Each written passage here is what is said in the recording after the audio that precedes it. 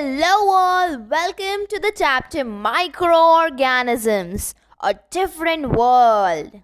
So, first of all, what are microorganisms? As per the name, you already have an idea of what it means. The word micro means very, very small, that it can't be seen with naked eyes. And organisms are all the living things. So, it is understood that living organisms which we cannot see through our naked eyes are called microorganisms.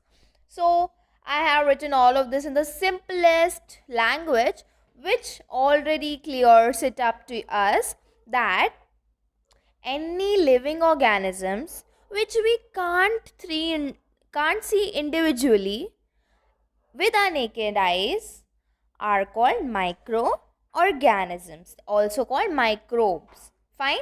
So, now they are mainly of five types. So, types of microbes: bacteria, fungi, algae, protozoa, and viruses. Fine. So let us look what are they. Let's have a glimpse of it one by one. So first of all, bacteria, they are among the smallest and oldest organisms on our planet. Bacteria are unicellular organisms, means they are only unicellular. Okay?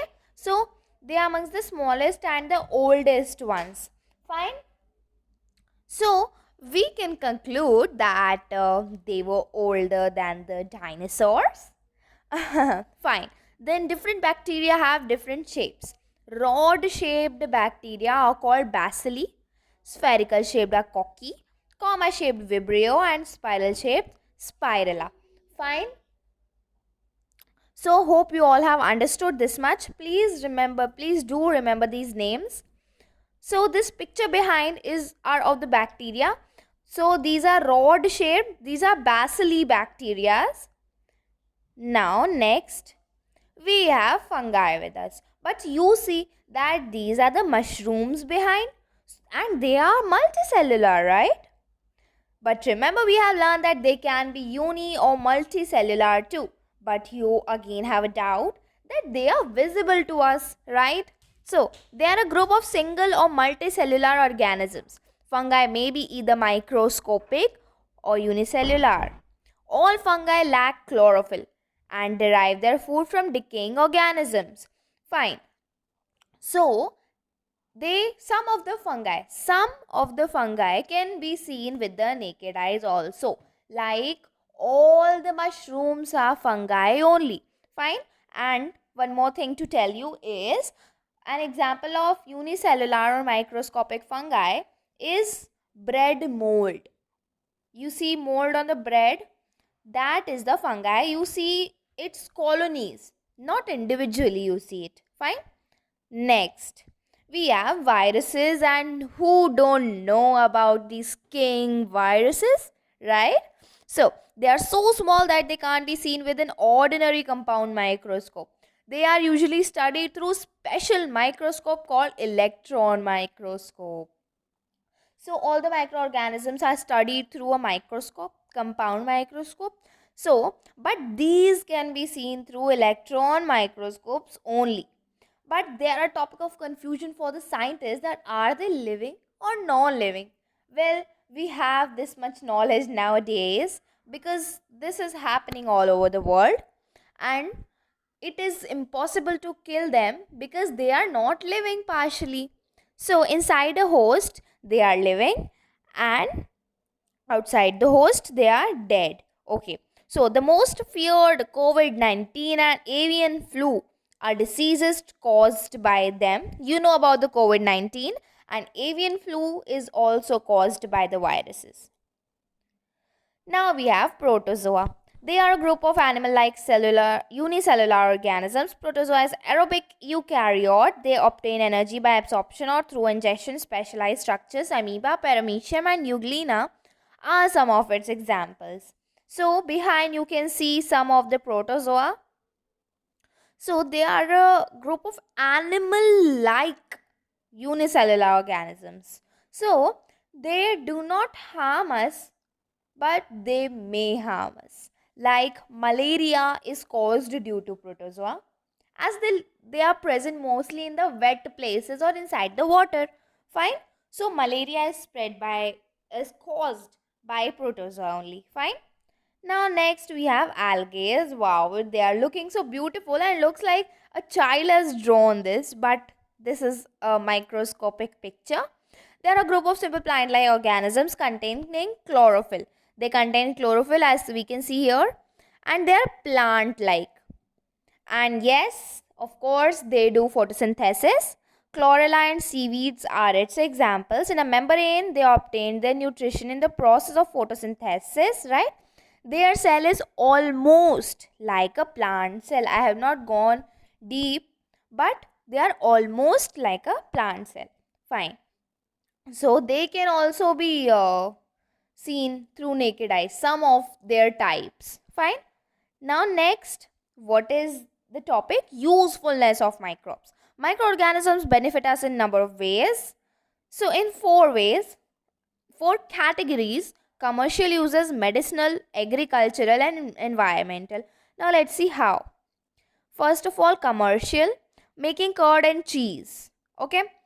Now when we add lactobacillus in milk or a spoonful of curd in milk, because lactobacillus is present in the curd, so when we add spoonful of curd in milk, it goes forward to make curd. Lactobacillus converts the milk converts the lactose sugar into lactic acid. Okay, this process is called fermentation. Second, making alcoholic beverages. So yeast, I think you know this. Fungi, the microscopic fungi called yeast are added so that they also ferment and make alcoholic beverages. Then bread making. Yeast converts sugar to alcohol and carbon dioxide. Okay, so more and more carbon dioxide produced, more the spongy will your bread. Okay, so vinegar, coffee and tobacco. Bacteria are used in making all these. Then toothpaste. Shells of diatoms are used in toothpaste to give a gritty texture that helps in cleaning of teeth. Next we have, after the commercial uses are, yes, medicinal uses. So making antibiotics, we all know this, I think, right? What are antibiotics? First of all, antibiotics are the excuse me, antibiotics are the medicines prepared specially for the microbial diseases. Okay, so antibiotics, that is certain disease causing microbe. Fine. Antibiotics are also used to control microbial diseases in plants and animals. Okay, so it proves that they also infect plants and animals. Now making vaccine. What are vaccine now? Vaccine are weakened viruses. Okay, only viruses. Fine. Or yes, you can conclude some microbes too. They are weakened microbes in which are got inside our body by the doctors through an injection. They are injected in our body so that our immunity system learns how to fight them.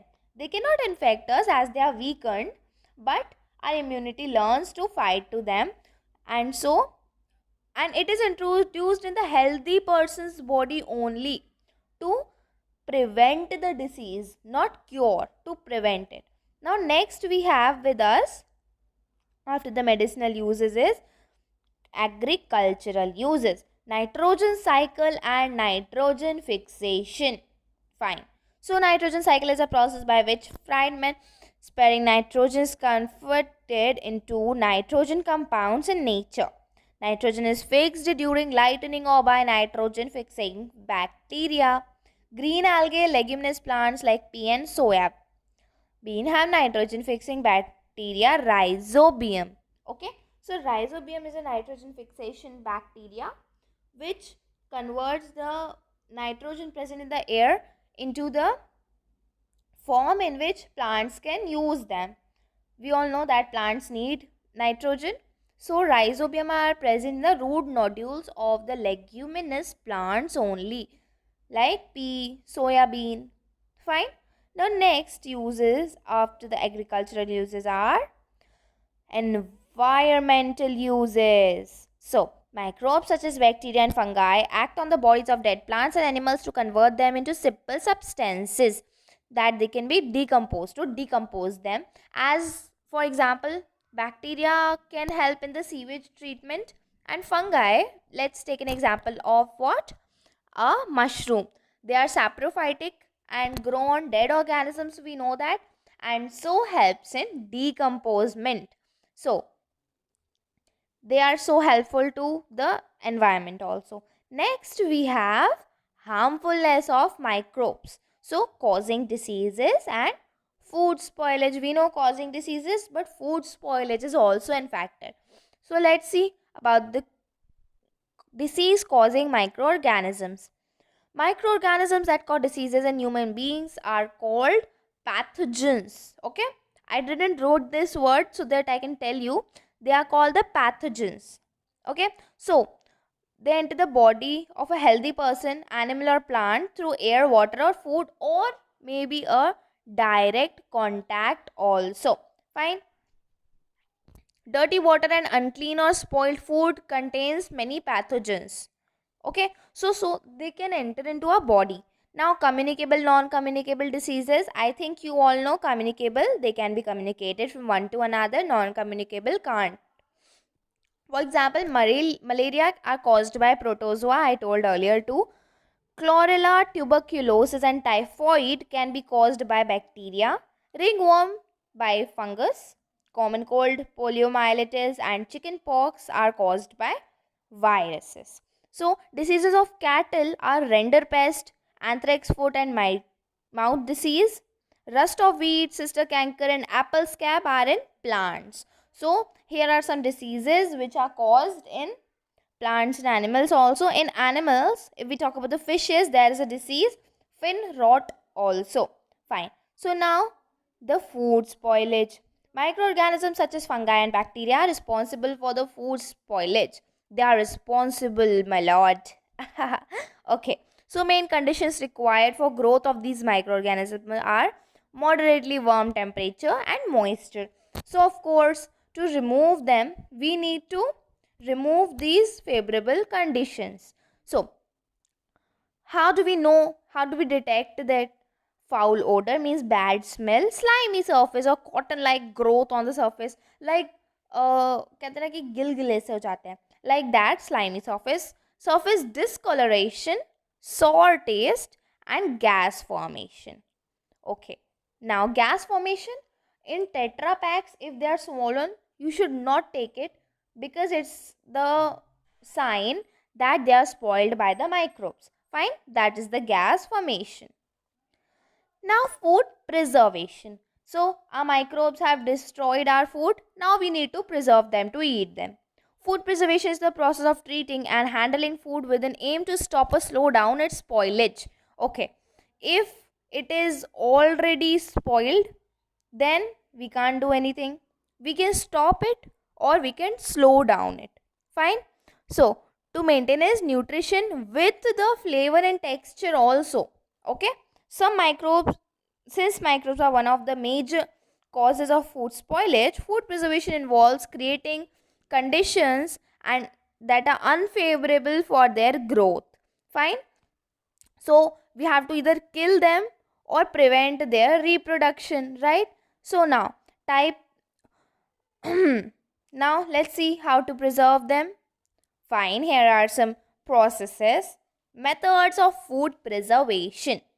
Boiling, first of all. If we remove water, how do they have water, right? Excuse me, boiling. Here we increase the temperature so much that the microbes can't even survive, right? So milk and water are boiled. Then dehydration, as I told you that they need moist surfaces, and if we dehydrate, we remove water from it, they can't grow on that. Then refrigerating. In boiling, we saw that we have to increase the temperature, and in refrigeration we need to decrease at low temperature and freeze it, like peas, right? Then canning. So if we can it, so that no, in airtight pack, so that no microbe can enter it, right? Then chemical preservations, some chemicals are provided so that we can add it to them and hence preserve the food. Using salt, sugar, and vinegar also. Vinegar is a preservator only.